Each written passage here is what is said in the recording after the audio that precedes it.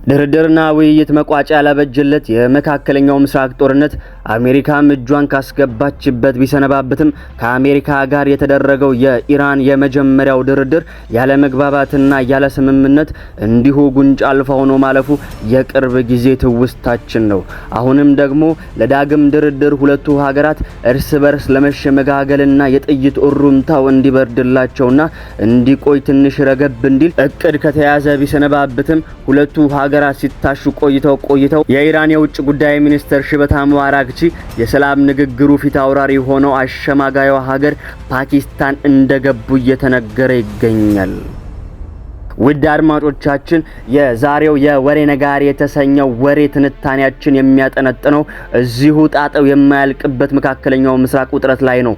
እናም እናንተ ውድ አድማጮቻችን ለዚህ ትንታኔ ከናንተ የሚጠበቀው ሰብስክራይብ እያደረጉ ይህንን ትንታኔ በጥሞና ማዳመጥ ነው። 2 ወር ገደማ ሊይዝ የተቃረበው ይህ የኢራን እስራኤልና የአሜሪካ ጦርነት ከተጀመረ በፓኪስታን ኢስላማባድ አንዴ ብቻ የተወያዩ ሲሆን እኒሁ ሁለቱ ሀያላን ሀገራት እዚህ ግባ የሚባል ውሳኔ ላይ ሳይደርሱ ቢመለሱም አሁን ደግሞ ፓኪስታን ድጋሚ ለውይይቱ ሽርጉዷን ጨርሳ እየጠራቻቸው ትገኛለች። ጥሪውንም ተከትለው የኢራን የውጭ ጉዳይ ሚኒስትር አባስ አራግቺ ፓኪስታን ደርሰዋል። የአሜሪካን ባለስልጣናትም እየተጠበቁ ይገኛል።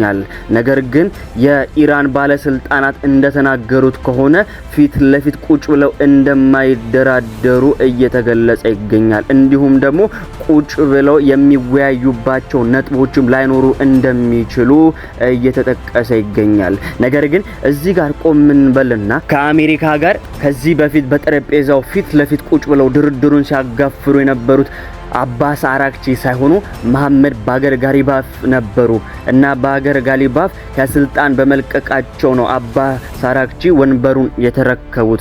መሐመድ ባገር ጋሊባፍ ከስልጣንና ድርድሩን ከመምራት ዞር ያሉባቸው ምክንያቶች ምንድናቸው ተብለው ሲጠቀሱ እዛው ከኢራን ባለስልጣናት ጋር በተፈጠረው የእርስ በእርስ ሽኩቻና የውስጥ ለውስጥ አለመግባባቶች ናቸው ነው የተባለው። ሌላው ጉዳይ ደግሞ እኒህን ባለስልጣን ከስልጣናቸው ነሳው ሌላው ጉዳይ ኢራን ለድርድር የማታቀርበው የኒኩለር ጉዳይ እሳቸው የመወያያ አንድ አጀንዳ አድርገው በማቅረባቸው ነው ከስልጣናቸው የመነሻ ምክንያትም እየተባለ ይጠቀሳል።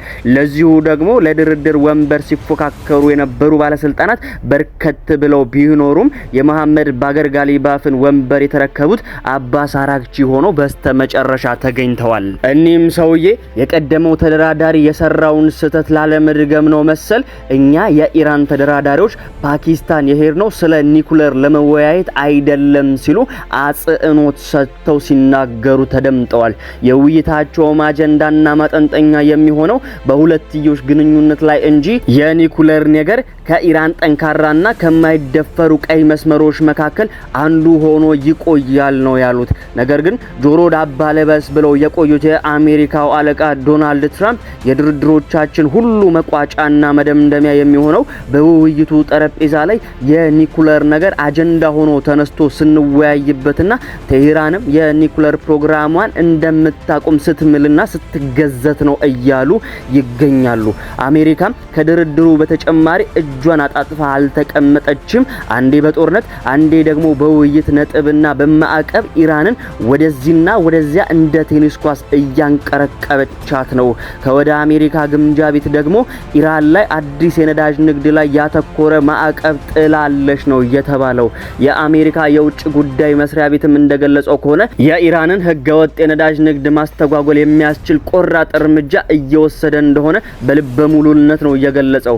ማዕቀቡም የተጣለው ዋና እና ገለልተኛ የቻይና የነዳጅ ማጣሪያ ላይ እንዲሁም ስማቸው በውል ባልተገለጸ በርከት ባሉ በሌሎች በ40 ገደማ ኢላማዎች ላይ እንደሆነ ተገልጿል። ደግሞ ሻገር እንበልና እዚያው መካከለኛው ምስራቅ ላይ ስልቻ የምታክል መሬት ይዛ ዓለምን የምታናውጠው እስራኤል መሪዋ በፕሮቴስት ካንሰር እንደተያዘ እየተገለጠ ይገኛል። የህማማቸው መነሻ በውል ባይታወቅም ፕሬዝዳንት ኔታንያሁ በዚህ ክፉ በሽታ ግን ተይዘዋል ነው የተባለው። ደግነቱ ብዙም ሳይበረታባቸውና ሳይጠነክርባቸው ለበሽታው መፍትሄ እየተፈለገና ህክምናም እየተደረገላቸው እንደሆነም አልተሸሸከም። እቺው ደግሞ እስራኤል ከሀገረ ሊባኖስ ጋር የ3 ሳምንታት የተኩስ አቁም ስምምነት በአሜሪካ አሸማጋይነት ስምምነት ቢዋዋሉም በቅጡ የውሉ ፊርማ እንኳን ሳይደርቅ ሊባኖስ ላይ ጥቃት በመፈጸም 8 ሰዎች ሲገደሉ 12ቱ ቁስለኞች እንደሆኑ ነው እየተገለጸ የሚገኘው። እርስ በእርስም ሁለቱ ሀገራት እስራኤልና ሊባኖስም የተኩስ አቁሙን ከጣሱ በኋላ እየተካሰሱና ጣት እየተቀሳሰሩም ነው የሚገኘው።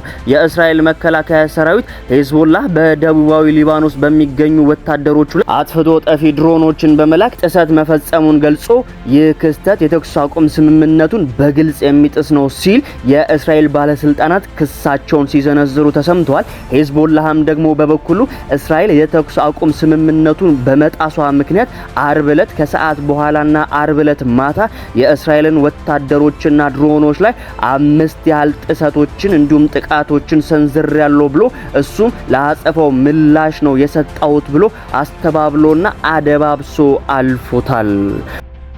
ውድ አድማጮቻችን የዓለም ጉዳ ቢማ ሳያልቅ ቢጎረጎር አይደረስ ቶሎ ሲታደር በየለቱ አዳዲስ አጀንዳዎች አይጠፉም። ለዛሬው ግን በወሬ ነጋሪ ወሬ ትንታኔያችን እዚህ ጋር እናበቃለን።